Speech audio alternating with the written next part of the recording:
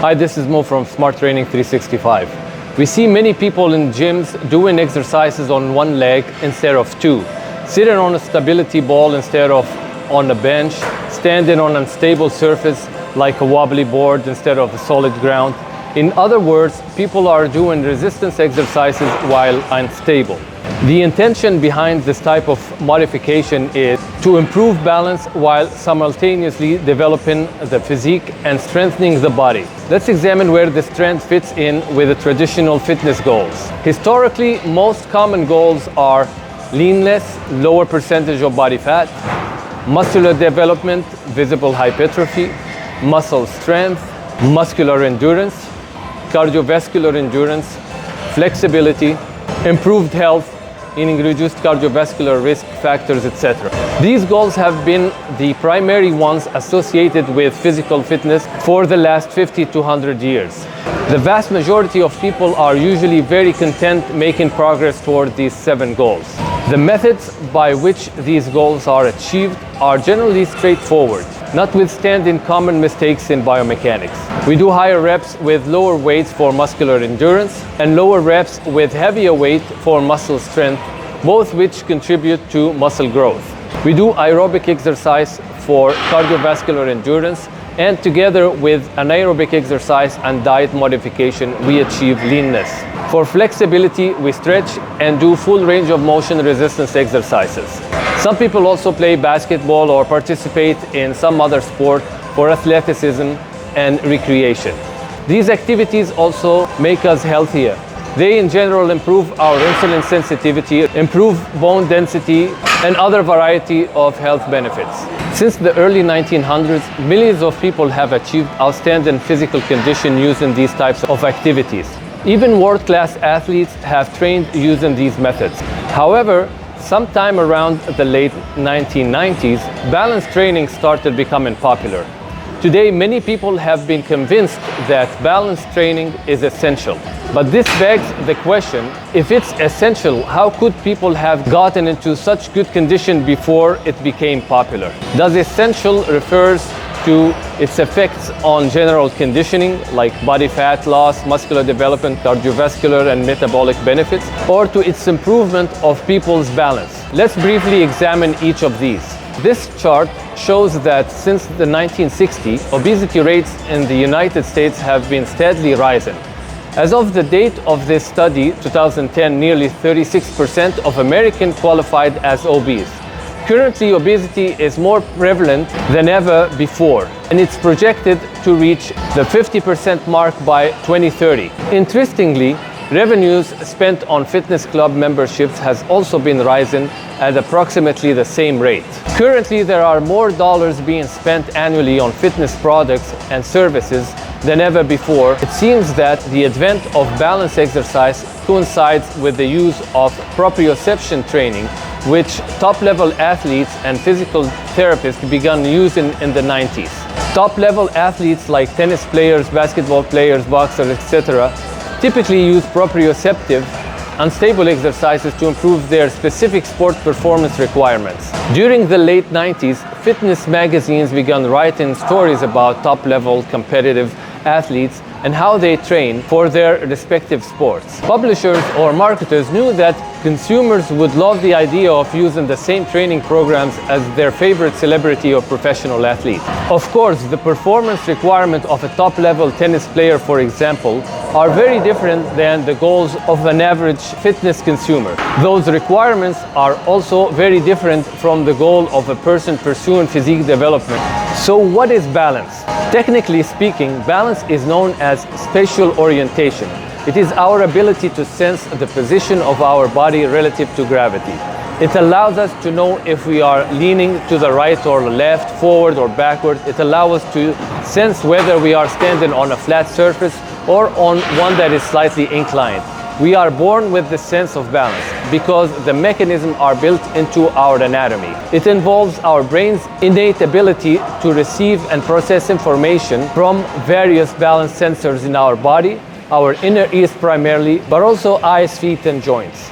The vestibular system in our inner ears is our primarily balance sensor. It is made up of tiny fluid-filled canals that are lined with microscopic hairs, plus a network of nerves and calcium crystals. This inner ear system, together with our eyes plus the sensors on the bottoms of our feet and in our joints, inform our brain whether we are stable or off balance. Older people who begin having difficulty with their spatial orientation, usually over the age of 70, typically experience a degradation of these balance sensors. This causes a person to feel as if they are about to fall when they are actually stable, or to feel as if they are stable but they are actually falling. So this equilibrium is usually caused by dysfunction in the inner ear, vision problems, peripheral neuropathy like numbness in the legs, or some other neurological disorder. These are medical issues which need to be addressed by specialist doctors, not by a personal trainer. So what is proprioception? Proprioception is the subconscious learning of physical skills, so they become automatic. It is the learned ability to control what our limbs and torso are doing without actually looking or thinking about them. For example, when we drive a car, we can maneuver the brake and gas pedal without consciously thinking about them. It is a learned coordination. This is only similar to spatial orientation in the sense that the brain receives signals from various sensors. However, proprioception training is not a remedy for this equilibrium. Improving our ability to squat while on a Bosu ball without falling is a learned skill, in which our central nervous system and muscles become increasingly familiar with the feeling of standing on a surface that is not solid. Specifically, the body is learning to respond to the pliable surface on which the person is standing. So the skill learned of standing on a Bosu ball is relatively useless when that person stands on a solid surface, because there is no floor pliability to which the body has learned to adjust. A solid floor does not require pliable floor skill. This explains why people who spend a considerable amount of time doing this type of exercise do not notice much difference in their day-to-day balance, even when they have gotten very good at stabilizing themselves on unstable surfaces. Their body has learned how to compensate for the wobbly foundation, but this is only useful if and when the foundation wobbles or as a sport-specific training. So who needs proprioceptive exercise? There are people with special circumstances who could benefit from learning proprioception of the feet and legs. This would include anyone who participates or competes in a sport which requires exceptional reactive coordination of the legs. It might also include people with a neurological disorder or people over the age of 70 who have lost coordination due to inactivity. In those cases, participating standing or squatting on unstable surfaces might be useful, although dancing and various other coordination drills would likely produce a better result. Proprioceptive exercise is not appropriate for everyone. Keep in mind, proprioceptive learning is tedious and time-consuming. It should be done frequently for best results. 30 minutes per week is not enough to make a significant difference.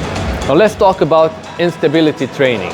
There is an inverse relationship between a person's ability to use a significant amount of weight during an exercise and the degree of instability during that exercise.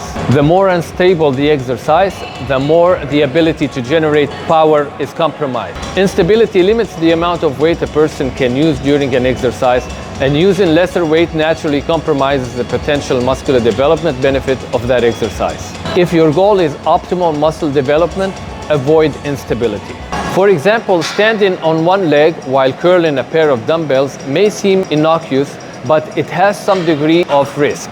This risk is in addition to the compromised ability to generate as much power and the subsequent limitation of biceps stimulation that results from that. In order to compensate for the fact that only one leg is supporting the body weight, we must shift the center of our body mass directly on the one foot that is on the ground. This causes the supporting leg to not be vertical. Here we see the angle change of the left leg supporting the weight of the body because the right foot has been lifted off the ground. The arrow shows how the foot has been placed directly under the center of the body mass to prevent falling. If this automatic shift is not done, the person would fall toward the side of the elevated leg. However, this shift increases the Q angle at the hip joint that is bearing the weight. The Q angle is the variance between the line that follows upward from the tibia, the lower leg bone, and the line that follows from the knee toward the origin of the quadriceps. The wider the hips, the more severe the Q angle is. Since women tend to have wider hips than men, they tend to have a slightly more dramatic Q angle. The greater the Q angle, the more strain there is in the hip joint. When we stand on one leg, we exert the Q angle, then if the quadriceps contracts, it naturally pulls the quadriceps insertion toward the origin, which pulls the patella laterally due to this variance. This causes a degree of knee strain. Increasing the Q angle also tends to create a compensatory shifting of the lower leg laterally. This is called valgus. Some people have genu valgus genetically determined even when they stand on two legs. But in either case, genetic or not, it is exaggerated when standing on one leg. So standing on one leg while performing a weighted exercise could eventually lead to hip and knee pain. And this risk is not offset by any kind of extraordinary benefit. Spatial orientation will not improve. The coordination to do this particular exercise, proprioception, will improve, but that has little value in daily life. And the muscular benefit that could be experienced by the muscle loading will be compromised by the instability. Here we see a man standing on one leg on an unstable surface while pressing a single dumbbell overhead. Or to put it in other way, here we see a man who is creating a degree of hip strain due to a compensating Q angle, plus creating a degree of knee strain due to his lower leg's valgus, plus possibly distorting his right ankle by pronating it, plus possibly impinging his supraspinatus tendon of his left shoulder by pressing a weight overhead. And the only benefit he will gain from it is the improved ability to perform this one exercise. Any of the muscles involved here could be better activated and better loaded using exercises that are stable, assuming the goal is to have stronger muscles that are visibly developed with minimal injury risk. What is the core? The core simply refers to the group of muscles that surround our midsection. They include the rectus abdominis, the erector spinae, the internal and external obliques, the transverse abdominis, and the QL. These are the muscles that bend our torso forward, backward, side to side, rotate the torso, pull our abdomen inward, and assist in breathing. They are also important for posture and for spinal support and participate in most whole body movements like dancing, tennis, basketball, etc. Mentioning the core in this video is primarily because it's frequently included in the conversation about balance, although somewhat inappropriately. The term core is overused. We sometimes hear people say that tightrope walking or walking on a narrow board is good for the core. Standing on one leg is good for the core. Kneeling on a Swiss ball is a good exercise for the core. People hear and embrace this belief without questioning its validity. They then pass along this misinformation, telling others about it as a fact. However, it's not quite accurate. These exercises do not and cannot affect one's spatial orientation, so they do not improve balance in that sense. They do improve the learned coordination of that one activity, which is technically called proprioception. But those learned skills are not applicable in situations that are very different than those specific exercises. Exercises that are truly good for the core are ones that deliberately load, extend, and contract the abs, the obliques, and the erector spinae. Athletic activities and sports typically involve the core, but not as directly as targeted exercises do.